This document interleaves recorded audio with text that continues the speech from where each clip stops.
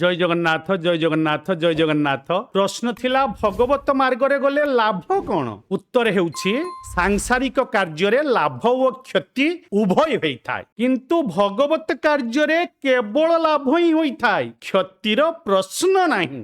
পরমাত্মাଙ୍କ আড়କୁ অগ্রসর হেলে সংসারর কার্য ব্যবহার মধ্য সুরুখুরিরে চালে, কিন্তু সংসার আড়କୁ মন দেলে ভগবান মিলন্তি ନାହିଁ। পরমাত্মাଙ୍କ ଠାରେ ନିଜକୁ ଭେଦ ଭାବରେ ଲଗାଅ ବା ଅଭେଦ ଭାବରେ ଲଗାଅ, ଉଭୟର ପରିଣାମ ସମାନ ଅଟେ। ସଂସାର ଆଡକୁ ମନ ଦେଉଥିବା ବ୍ୟକ୍ତିର କେହି ହେଲେ ସାଥୀ ହୁଅନ୍ତି ନାହିଁ, କିନ୍ତୁ ଭଗବାନଙ୍କ ଆଡକୁ ଅଗ୍ରସର ହେଉଥିବା ବ୍ୟକ୍ତିର ସମସ୍ତେ ସାଥୀ ହୋଇଥାନ୍ତି। ସ୍ୱାର୍ଥପର ଲୋକ ପାରମାର୍ଥିକ ମାର୍ଗରେ ମଧ୍ୟ ନିଜର ତୁଚ୍ଛ ସ୍ୱାର୍ଥ ମଧ୍ୟ ହାସଲ କରିଥାଏ, ନିଜର ତୁଚ୍ଛ ସ୍ୱାର୍ଥ ମଧ୍ୟ ହାସଲ କରିଥାଏ, କିନ୍ତୁ ପାରମାର୍ଥିକ ସାଧକ ସାଂସାରିକ କ୍ଷେତ୍ରରେ ମଧ୍ୟ ନିଜର ପରମାର୍ଥ ହାସଲ କରିନିଏ। ତେଣୁ ଭଗବତ ମାର୍ଗରେ ଲାଭ ହଉଛି ଯେ ମନୁଷ୍ୟ ଜନ୍ମେ ଏହି ଲାଭ ଯେବେ ଗୋବିନ୍ଦେ କରେ ଭାବ, ଗୋବିନ୍ଦେ ଭାବ ଯାର ନାହିଁ ତାହେଲେ ଏଠି ମନୁଷ୍ୟ ଜନ୍ମ କେଉଁଥିପାଇଁ? ପୁଣି ଆଜି ପ୍ରଶ୍ନ, ପାରମାର୍ଥିକ ମାର୍ଗ ସମ୍ପୂର୍ଣ୍ଣ ଅନ୍ଧକାର କେମିତି ହୋଇଯାଏ? ଜୟ ଜଗନ୍ନାଥ।